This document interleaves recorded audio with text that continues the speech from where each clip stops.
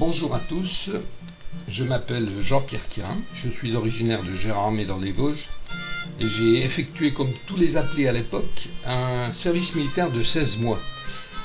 Je rêvais d'être affecté dans les chasseurs alpins, le sort en a décidé autrement. C'est l'histoire que je me propose de vous raconter en quelques minutes.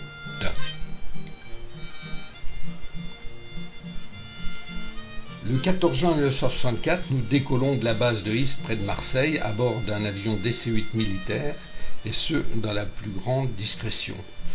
Nous ne connaissons pas notre destination. Quelques heures plus tard, en début de nuit, nous atterrissons dans le désert. Nous débarquons dans un lieu inconnu, par une chaleur étouffante, avoisinant les 45 degrés. Rapidement, nous apprenons que nous intégrons une base militaire en plein Sahara, au milieu de nulle part, et nous allons passer un an dans ce lieu désertique. Situé aux frontières du Niger et du Mali, près de Tamanrasset, le pays des hommes bleus, le pays des Touaregs. L'endroit s'appelle le CEMO, Centre d'expérimentation militaire des oasis. Le régiment auquel nous serons rattachés s'appelle le 621e groupe d'armes spéciales. Et plus tard, les anciens sur le terrain nous révéleront que dans ce secteur géographique ont lieu périodiquement des essais nucléaires souterrains.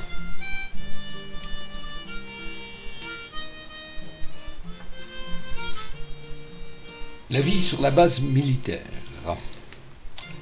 Le lieu géographique s'appelle Inamguel, nom d'un village berbère situé à proximité. La base est isolée en plein désert et occupée par 2000 militaires en permanence pour assurer la sécurité du territoire et dont les tâches sont réparties par compagnie et par service.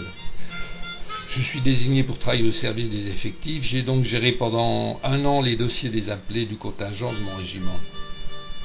Des ingénieurs et personnels du CEA, Commissariat à l'énergie atomique, y travaillent et vivent en vase clos, sans aucune relation avec les militaires.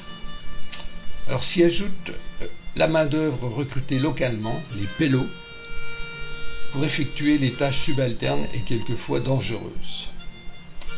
Quelles infos possédaient nos gradés à l'époque? Ça, je l'ignore, car tout était cloisonné à tous les niveaux, la hiérarchie militaire ne se contentant que de répercuter les ordres. Il était clair que le secret défense imposait la plus grande discrétion, pas de photos, pas de déclaration écrite.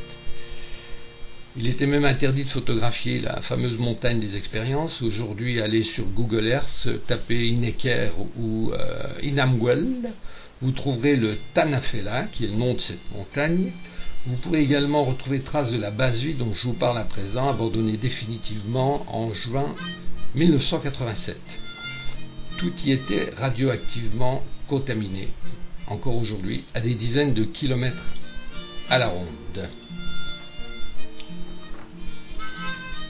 Alors la France dans tout ça. Si on possédait l'arme de dissuasion dès 1960, on entrait dans le club très fermé des grands de ce monde.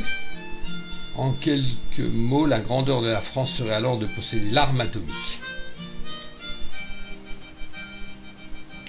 Alors on a forcé les programmes, tout s'est fait dans la hâte, de façon non contrôlée souvent, sauf le secret défense très efficace, avec des militaires qui ne connaissaient rien.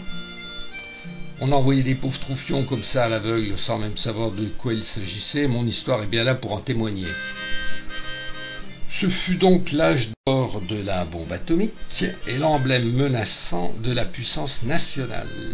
Bien sûr, la France est devenue en son temps la 4e puissance dotée de l'arme nucléaire, mais à quel prix? Aujourd'hui, 50 ans après, le secret défense qui a sacrifié les personnes irradiées ou contaminées françaises et algériennes, au mépris des plus élémentaires règles des droits de l'homme, reste en vigueur. Pourtant, nous sommes en temps de paix et en démocratie. Le destin m'a épargné des maladies radio-induites souvent tardives, allant de 2 à 40 ans pour se développer. Il y a eu de nombreuses victimes, anonymes, dégâts collatéraux. Alors, les essais nucléaires militaires, proprement dit.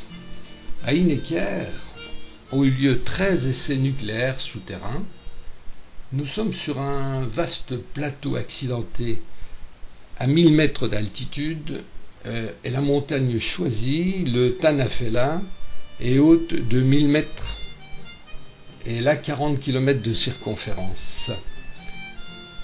Les galeries creusées horizontalement au flanc de la montagne étaient destinées à recevoir les charges et chaque expérience a donné lieu au creusement d'une galerie qui pouvait atteindre 1 km de longueur. Le premier essai a eu lieu le 7 novembre 1961 et le dernier le 16 février 1966. Beaucoup ont été des échecs. Celui du 1er mai 1962, appelé Beryl du nom d'une pierre précieuse, a mal tourné. J'ai appris des anciens le récit de cet événement tragique dont les conséquences resteront classées secret défense. Alors personnellement, j'ai vécu 4 expériences de juin 1964 à juin 1965. Même qu'en dernier, nous quittions la base pour bivouaquer pendant plusieurs jours à 80 km du lieu de l'explosion.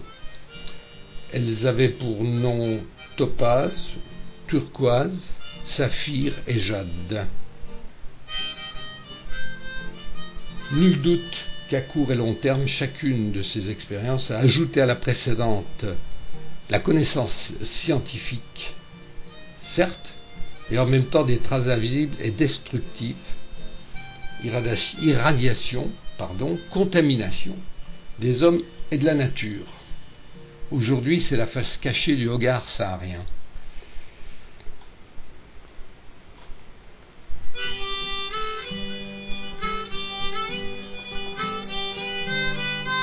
Alors moi je pense à tous ceux qui n'ont pas eu ma chance, c'est-à-dire ceux qui sont tombés malades. Face aux autorités françaises proclamant que ces expériences ont été propres, l'histoire rattrapera la France un jour pour ce déni de justice. Et j'avais préparé un document important sur le nucléaire civil qui a découlé du nucléaire militaire, bien sûr, puisque la France recherchait son indépendance énergétique, qui est un sujet tellement tabou que je ne vous en parlerai pas, car il n'y a pas de pire sourd que celui qui ne veut pas entendre. Donc je fais l'impasse.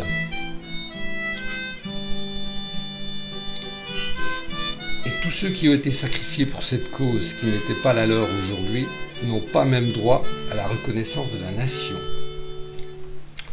Il est fait en sorte que cette période de l'histoire n'a jamais existé.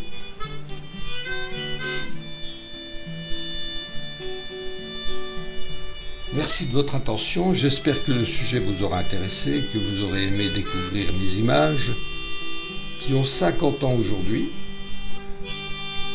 qui ont un peu vieilli, comme moi. J'ai également volontairement censuré mes commentaires, par respect pour ceux qui ne pensent pas comme moi. Néanmoins, les faits restent les faits. Au revoir à tous.